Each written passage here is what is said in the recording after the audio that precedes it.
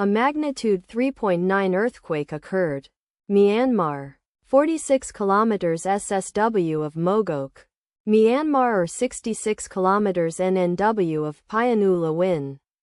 Myanmar. On Monday, the 14th of July 2025, at 5 hours 39 minutes and 43 seconds local time. The quake had a depth of 9 kilometers and was not felt, or at least not reported so. Data source from EMSC. Did you feel it?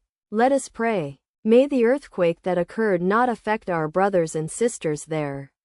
May the earthquake not happen again. And may God protect everyone. Amen.